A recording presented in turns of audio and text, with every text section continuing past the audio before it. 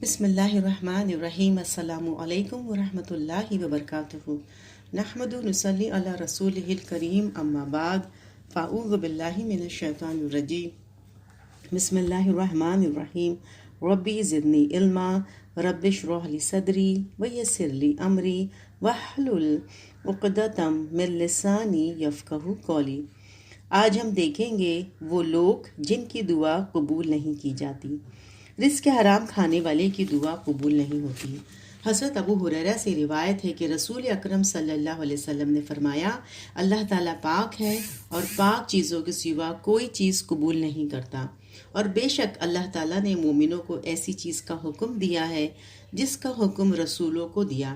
چنانچہ ارشاد فرمایا، اے رسولو، پاک چیزیں کھاؤ اور نیک عمل کرو۔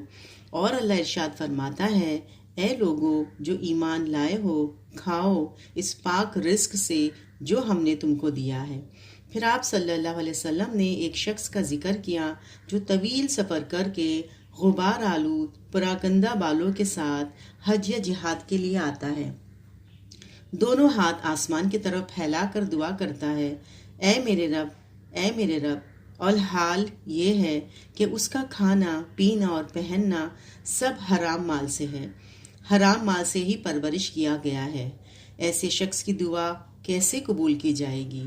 اسے مسلم نے روایت کیا ہے۔ اللہ تعالی ہمیں رزق حلال کا اہتمام کرنے کی توفیق عطا فرمائے۔ پھر ایک گناہ اور قطع رحمی کی دعا کرنے والے کی دعا قبول نہیں ہوتی۔ حضرت ابو سعید خدری سے روایت ہے کہ نبی اکرم صلی اللہ علیہ وسلم نے فرمایا، جب کوئی مسلمان دعا کرتا ہے جس میں گناہ یا قطع رحمی کی بات نہ ہو تو اللہ تعالیٰ 3 باتوں میں سے ایک اسے ضرور عطا فرماتا ہے۔ نمبر 1، یا دعا کے مطابق اس کی خواہش پوری کر دی جاتی ہے۔ نمبر 2، یا اس کی دعا کو آخرت کے لیے ذخیرہ اجر بنا دیتا ہے۔ نمبر 3، یا دعا کے برابر اس سے کوئی مصیبت ٹال دیتا ہے۔ صحابہ اکرام نے یہ سن کر عرض کیا، تب تو ہم کثرت سے دعا کریں گے۔ رسول اللہ صلی اللہ علیہ وسلم نے فرمایا، اللہ کے خزانے بہت زیادہ ہیں، اسے احمد نے روایت کیا ہے۔ پھر غفلت اور لاپرواہی سے دعا کرنے والے کی دعا قبول نہیں ہوتی۔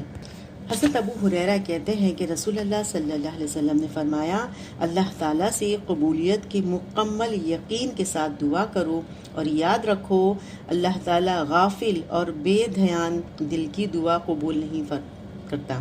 اسے ترمذی نے روایت کیا ہے۔ پھر ہے زانی کی دعا قبول نہیں ہوتی۔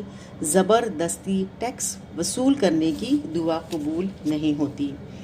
حضرت ابو العاص ثقفی نبی اکرم صلی اللہ علیہ وسلم سے روایت کرتے ہیں کہ آپ نے فرمایا، روزانہ آدھی رات کے وقت آسمان کے دروازے کھول دیے جاتے ہیں اور ایک پکارنے والا فرشتہ پکارتا ہے، کوئی دعا کرنے والا ہے جس کی دعا قبول کی جائے، کوئی سوال کرنے والا ہے جس کا سوال پورا کیا جائے، کوئی مصیبت زدہ ہے جو مصیبت دور کرنے کی دعا کرے اور اس کی مصیبت دور کر دی جائے۔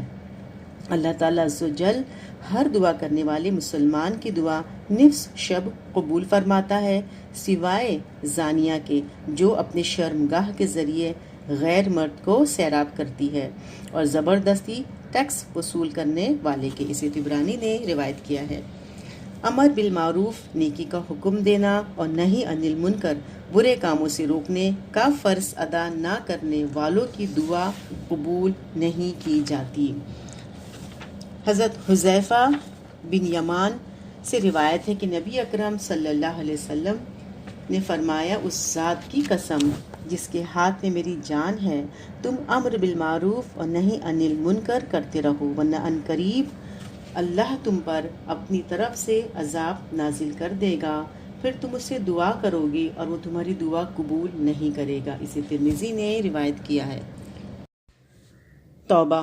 ارشاد نبوی صلی اللہ علیہ وسلم ہے، ہر شخص خطا کار ہے اور بہترین خطا کار توبہ کرنے والے ہیں۔ ترمذی ابن ماجہ نے اسے روایت کیا ہے۔ اس حدیث مبارک میں رسول اکرم صلی اللہ علیہ وسلم نے 2 باتوں کی نشاندہی فرمائی ہے۔ پہلی یہ کہ ہر شخص سے گناہ سرزد ہوتے ہیں، کوئی شخص اپنے آپ کو گناہوں سے معصوم نہ سمجھے۔ دوسری یہ کہ گناہ کے بعد توبہ مطلوب ہی نہیں بلکہ پسندیدہ ہے۔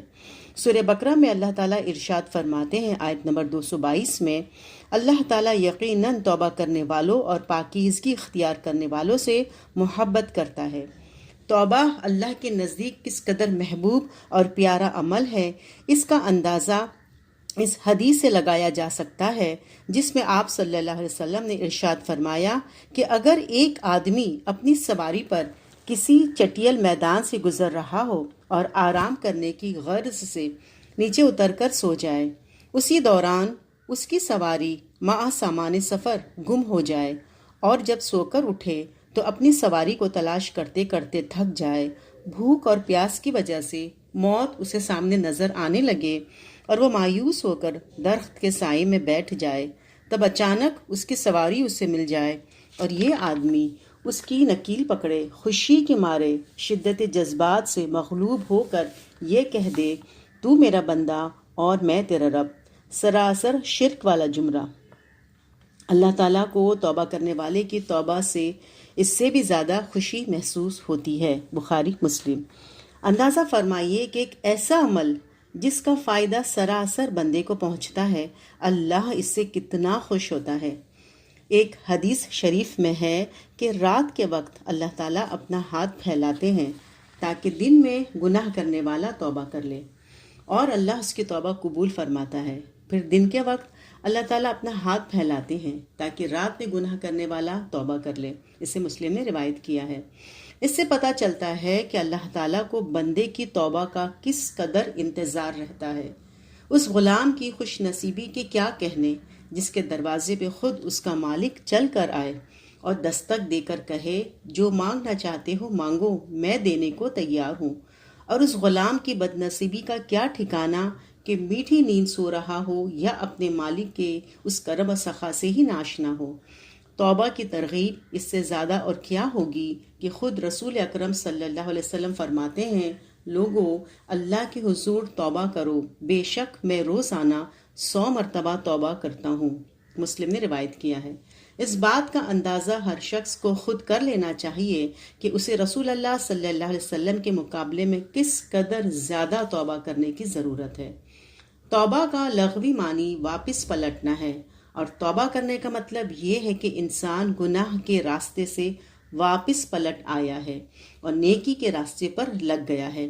اللہ تعالیٰ نے قرآن مجید میں مسلمانوں کو خالص توبہ، توبۃ النصوح کہا ہے، کرنے کا حکم دیا ہے۔